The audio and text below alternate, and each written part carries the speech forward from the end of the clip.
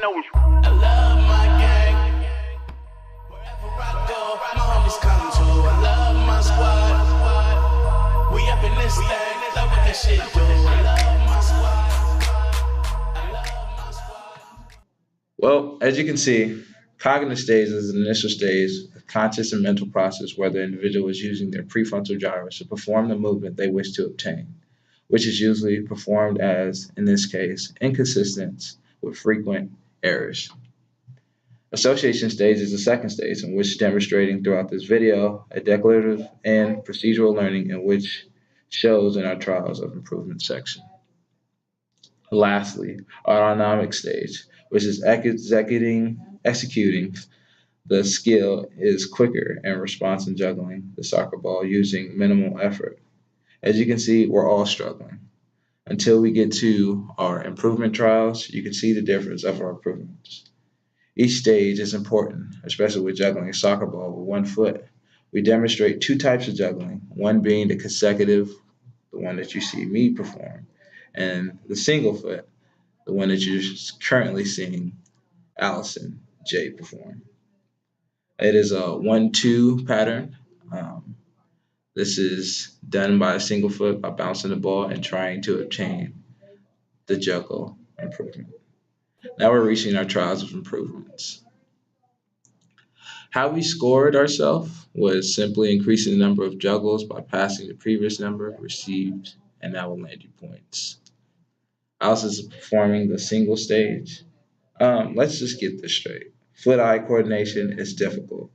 When I was doing this, I felt like Bambi trying to kick a soccer ball. I was so uncoordinated. But with 3 days of practice, 10 minutes a day due to the crazy life of college students, I think we did pretty good. There's two people in our groups performing the consecutive kick, as you can see Allison B doing, trying to perform the consecutive single foot kick. It is hard because you almost feel like you can't move at this stage. As she's continued to kick the single foot, we continue to make trials and error. This is the consecutive kick, and now Sydney is performing the single foot kick. We have examples of our averages and scores, which we'll demonstrate shortly. For our final test, we all had a retention test of 3 trials and recorded the highest number of juggles in each trial before making an error. We had predicted that with our practice schedule, we would improve the number of juggles we can do when it came to our retention testing. As you can see, here is our table of how many trials we had, a total of 12 sessions.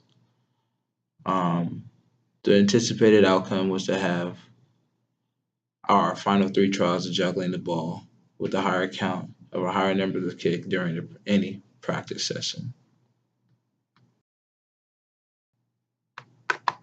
We are all novice learners here. None of us are experts. Though we reached the cognitive and associated stages, none of us reached the autonomic stages. We predicted eventually that we would reach the autonomic stage with deliberate practice. This would be requiring us to engage in practice, which would require effort for hours per day instead of only 10 minutes, three times per week, and motivated by the goal improvement. I felt like as being recorded, that altered the environment is not more so in a natural state you actually have to perform. And we're not experts, so we did our best with both consecutive and single leg kicks, trying to reach the highest score. Initially, we expected the juggling in an orderly fashion rather than juggling alone.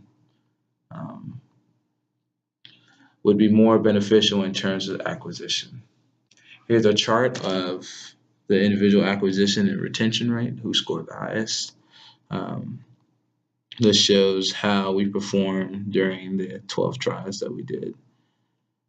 Yet at the end of the project, there was no significant difference to support either or practices, the consecutive or single legs. We also concluded that further data would be required to come up with such a conclusion, although we did not have any significant differences between. As you may recall during the chart showed previously, I scored the highest in both acquisitions and transferred than females in our group. Another interesting finding as our group found was that practicing while being recorded seemed to have an effect on our outcome, as I stated previously, between the subjects. For instance, subjects performed better during the acquisition test than not being recorded compared to those who were recorded. Some contributing factors can include the person's psychological characters and the natural and the nature of the skills or the environment. Lastly, trying to learn juggling a ball over the course of 4 weeks showed us that significant improvement during the acquisition phase showed us no correlation between learning and practice. As seen in graph 1 and graph 2, there appears to be improvement between the acquisition phase for each subject, yet once the subject reached the retention phase, there was a decrease in average numbers and consecutive kicks.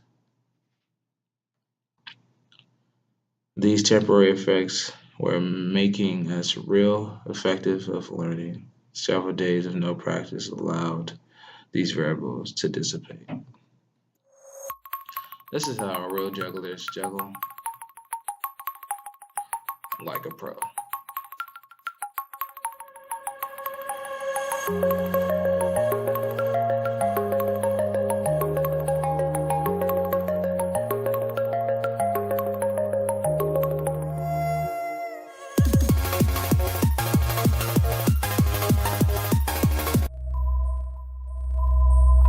HBK, yeah, you know how we.